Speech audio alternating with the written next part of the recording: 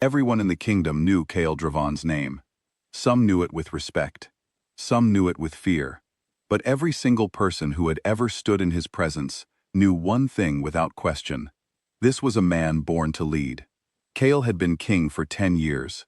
10 years of building something that had taken his father a lifetime to nearly destroy. His father had ruled through anger and threats, and the kingdom had suffered for it. Rivals had taken land. Allies had turned away. The people had lived with their heads low and their hearts quieter than they should have been. Kael changed all of that. He was firm, but he was fair. He listened before he spoke.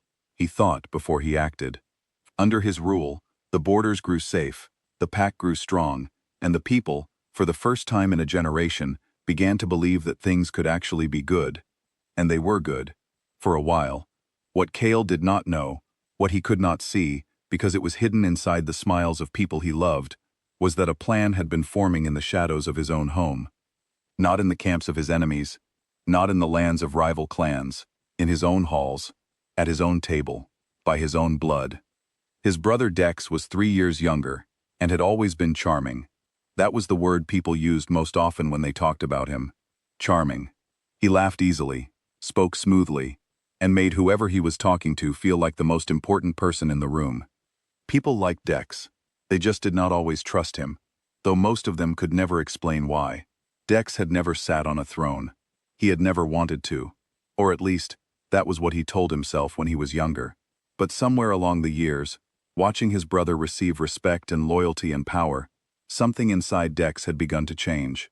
A quiet resentment had taken root, and the longer it grew, the easier it was for him to convince himself that the throne should have been his all along. Their mother, Marin, was a different kind of person entirely.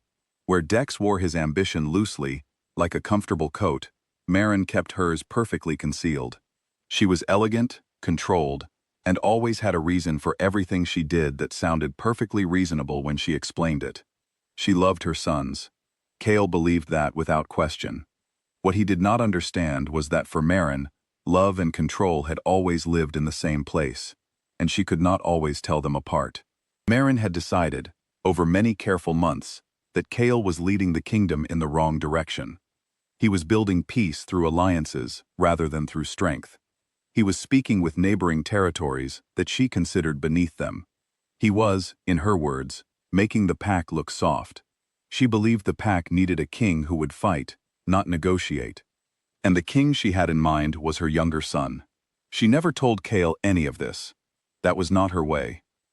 The plan was set into motion during the Dravon festival, the largest gathering of the year. 3 days of ceremony and celebration that brought the entire pack together. It was the perfect moment. Everyone was watching the festivities. No one was watching the council chambers.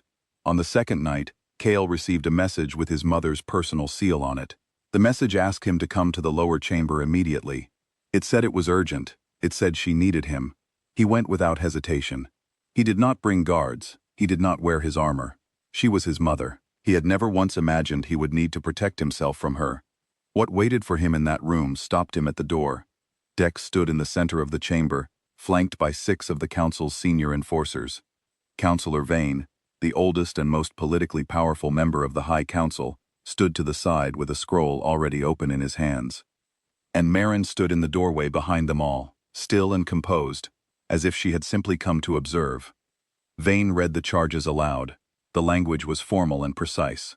Kael was accused of endangering pack sovereignty through unauthorized negotiations with rival territories. The evidence had been gathered carefully. The witnesses had been chosen carefully. Every piece of it had been constructed to look real, and most of it was based on things Kael had actually done, just described in the worst possible way, stripped of context, twisted just enough to look like failure. Kael looked at his brother. Dex met his eyes for a moment, and then looked away. He looked at his mother. She did not look away. She held his gaze with something that was almost steady, almost certain, but not quite. There was something in the very back of her eyes, something she would never say out loud, something that might have been the beginning of doubt, but it was buried too deep to reach her face. "You planned this," Kael said. His voice was quiet, not shaking, not loud, just quiet. "The pack needs a king who will fight for it," she said, "not one who will bargain it away." He had no words after that. Not because he had nothing to say. He had 10 years of evidence to say. He had a kingdom that was safer, stronger, and more respected than it had ever been. But he understood, in that moment, that none of it mattered to her. She had already made her decision. The trial was a formality. The outcome had been chosen before he walked into the room. The stripping ceremony was performed before dawn. It was the most painful thing Kael had ever experienced. Not just physically, though it was that too. It was the feeling of having something torn away that had been part of him for so long he could not remember what he felt like without it. The alpha mark on his shoulder, the mark of his bloodline and his authority, was removed by ritual and by force. They left him at the border before the sun came up. No supplies, no guards. Nothing but the clothes on his back and the wounds that had not yet finished forming. He walked into the dark. The first 3 days nearly ended him. Not because he was weak. He had never been weak. But because the human body has limits that grief and injury combine to push hard against. He moved through the outer wilderness on instinct, his mind too heavy for strategy, his body running on something he could not name. Survival, maybe. Stubbornness. The refusal to give the people who had betrayed him the satisfaction of being right about him. He collapsed on the 4th morning at the edge of the northern wood. Her name was Sable. She was a lone warrior from the northern territories, a woman who had lived without a pack for years and had built a life out of self-sufficiency and silence. She found him by accident, or at least, that was what she told him later. She was not the type to say anything more poetic than that. She brought him back to her outpost. She treated his wounds with the same practical efficiency she applied to everything, without sentiment, without ceremony, and without any indication that she found him particularly interesting. He was a wounded man, who would probably survive if someone bothered to help him. She bothered. When he finally woke up fully on the 2nd day, she was sharpening a blade at the table across the room and did not look up. "You have the Exile's mark," she said. It was not a question. "Yes," he said. "Whoever stripped it from you made a mistake." She still did not look up. Marks like that don't come from a ceremony. They come from something older than that. You can't take them the way they took yours. He did not know what to say to that, so he said nothing, but it stayed with him. Recovery was slow. Kael had never been a patient man by nature. Not impatient exactly, but always moving, always building, always thinking about the next thing that needed to be done. Stillness did not come easily to him, but exile gave him something he had never had before: time to see clearly. He had been king since he was 22 years old. He had stepped into the role because it was expected, because he was the eldest, because the pack needed someone, and he was the one who could do it. He had never stopped to ask himself what he actually believed about power, where it came from, what it was for, whether the way it had always been done was the right way. In those weeks of recovery in Sable's outpost, he asked himself those questions for the first time. His answers surprised him. Power, he decided, was not something a person possessed. It was something a person was given, by the trust and the choice of those around them. His father had never understood that. His mother had understood it, but had confused it with control. And Dex had never thought about it at all. He had only ever wanted the throne the way a child wants a toy someone else is holding. Kael began to think about what a different kind of authority might look like. One that could not be taken by a ceremony or a council vote, because it did not live in a mark on a shoulder. One that lived in something harder to remove. Sable had contacts throughout the northern territories. She had spent years moving quietly through those lands, and people trusted her in the way they trust someone who has never given them a reason not to. Through her, Kael began to learn about the 3 clans who lived beyond the Dravon borders, independent, fractured, and watched by no one. The first clan he approached was the Ashrock. Their leader, a man named Bren, was holding his people together through sheer determination, and not much else. He recognized Kael immediately. The Exile's mark was not something easy to hide, and he gave him the hardest work in the camp without explaining why. Kael did the work, every day, without complaint, for a full month. At the end of it, Bren sat across from him one evening and said, simply, "Tell me what you actually want." Kael told him everything. Not a polished speech, not a strategy, just the truth, who he was, what had happened, and what he was trying to build. He told Bren he was not asking for loyalty based on his name. He was asking for a partnership based on a shared idea. Bren was quiet for a long time. Then he said, "Get the Iron Spine on board, and I'll bring you my warriors." The Iron Spine was the largest of the 3 northern clans, and the hardest to reach. Their leader, a woman named Cora, had survived her own forced removal 15 years earlier, and had rebuilt her clan from the ground up. She trusted no one easily, and she made no effort to hide that. When Kael sat across from her, he did not try to charm her. He did not make promises. He told her the same thing he had told Bren, the truth. And then he said something that no one had said to her in a very long time. "I am asking you to take a risk on someone who has already failed once. I know what that ask sounds like. I am not going to pretend it is small." She studied him for a long time. "No one talks to me like that," she said. "I noticed," he said. She gave him the Iron Spine. 6 months after the night he was left at the border, Kael stood before nearly 900 warriors from 3 northern clans in the open field, behind Bren's camp. The morning was cold, the sky was clear, no one spoke. He had not prepared a speech. He had spent too long in his life preparing things, managing things, controlling how he was seen. He was done with that. "You are not fighting for me," he said. "You are fighting for the right of every pack and every person to be led by someone who has actually earned that leadership. If I win, and I become someone who forgets that, hold me to this moment. I am giving you permission to remind me."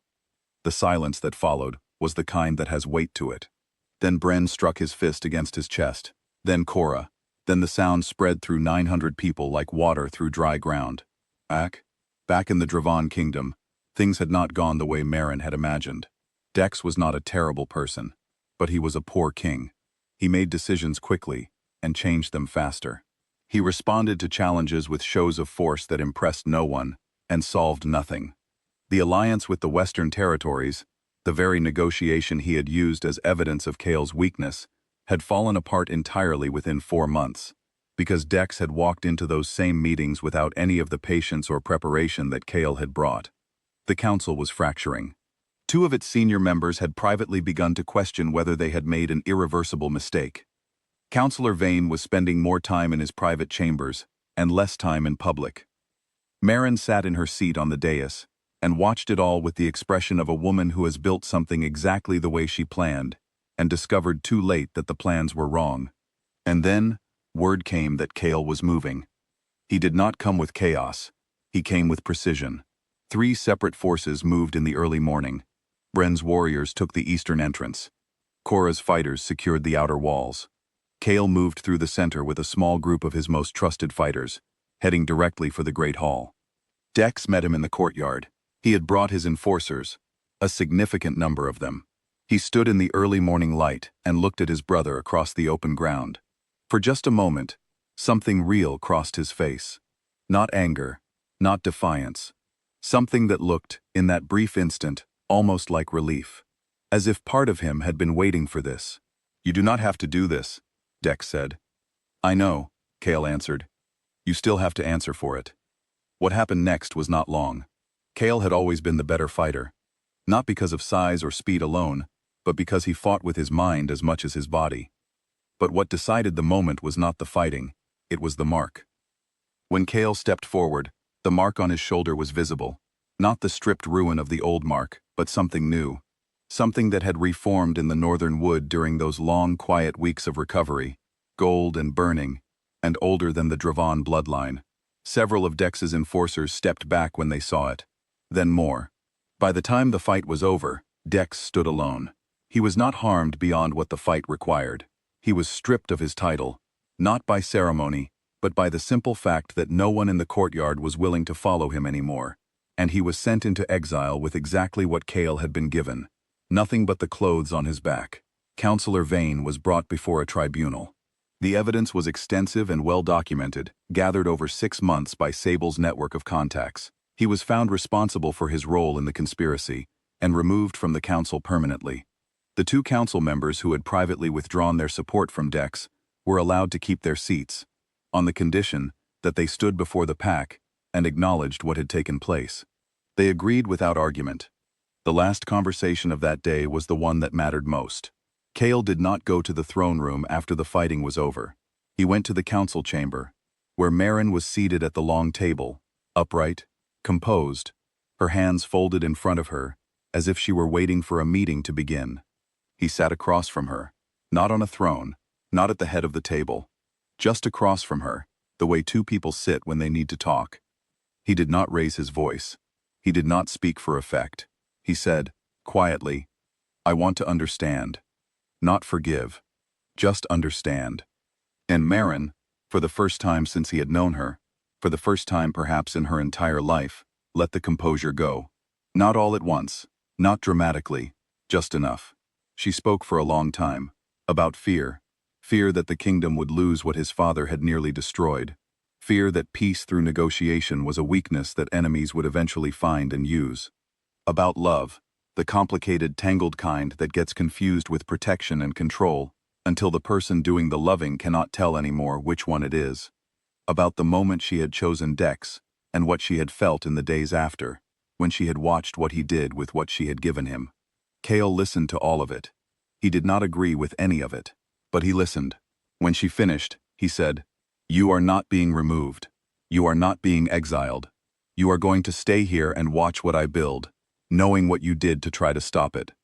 If that changes into something, if there comes a day when you understand what you got wrong, I will be here." He stood up. He walked to the door. He stopped. "I still believe you love me," he said, without turning around. "I just think you confused love with ownership for a very long time." He left her in the quiet of that room. The ceremony that followed was not like the coronation of a returning conqueror. There was no display of power for its own sake, no reminder of who had won and who had lost. Kael stood before the pack with Bren and Cora beside him, the first time in recorded history that leaders of outside clans had stood on the Dravon dais, and he read from a document he had written himself during those long months in exile. It described what he would do and what he would not do. It described the rights of the pack to question their king. It described how the council would be chosen going forward. Not appointed, but elected.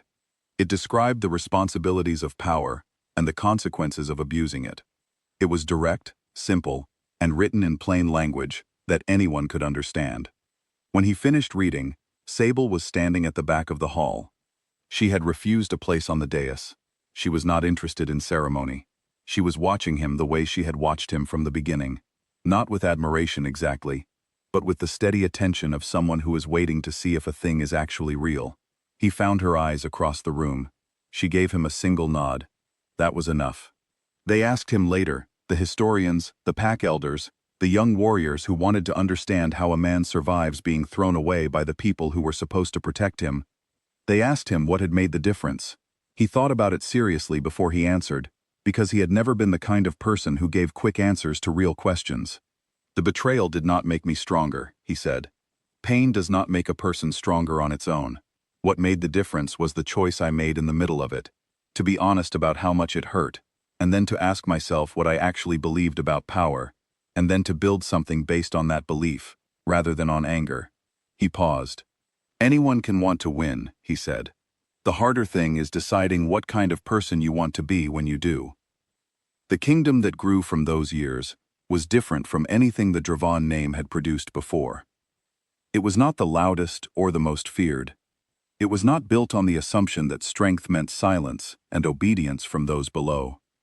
It was built on something quieter and, in the end, far more durable. Kael Dravon did not become unstoppable because nothing could hurt him. He became unstoppable because the things that were meant to end him had only shown him, finally and clearly, exactly who he was. And that, the clarity of knowing yourself completely, is a kind of power that no one can strip away.